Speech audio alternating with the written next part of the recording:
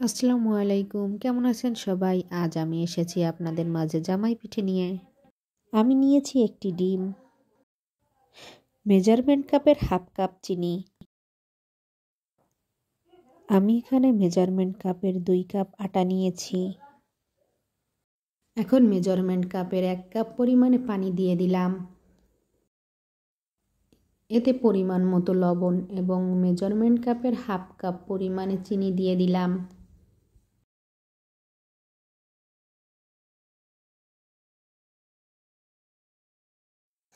এখন আমি মিশ্রণটি ভালো করে মাখিয়ে নিচ্ছি।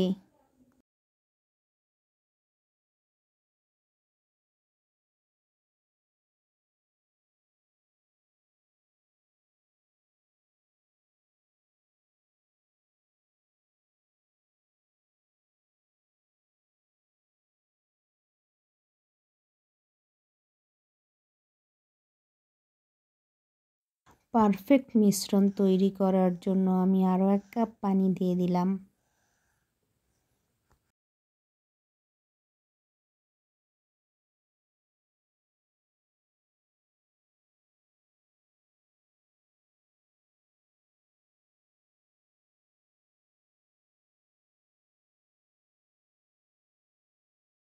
মিশ্রণটি ভালোমতো গোলানো হয়ে গেলে এতে একটি ডিম দিয়ে দিলাম।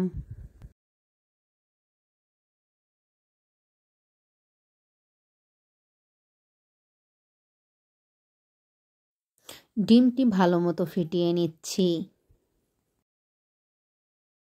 মিশ্রণটি সঠিকভাবে না গোলাতে পারলে পিঠা ভালো হবে না।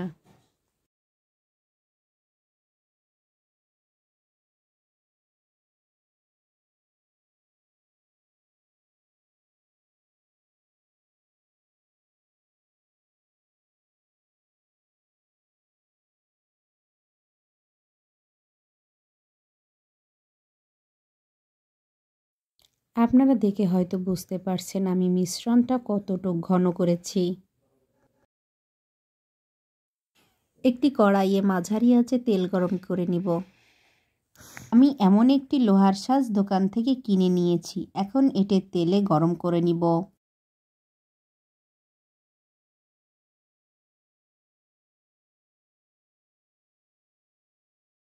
সাজটি যত ভালো গরম হবে, পিঠার মিশ্রণটি তত ভালো সাজটির সাথে আটকে থাকবে। সাজটি মিশ্রণে পুরোপুরিভাবে ডুবিয়ে ফেলব না। এখন এটি গরম তেলে চুবিয়ে রাখার কিছু সময় পর আপনা আপনি পিঠাটা সাজ থেকে খুলে যাবে। আপনাদের বোঝার সুবিধার্থে আমি আবারও আপনাদের দেখিয়ে দিচ্ছি।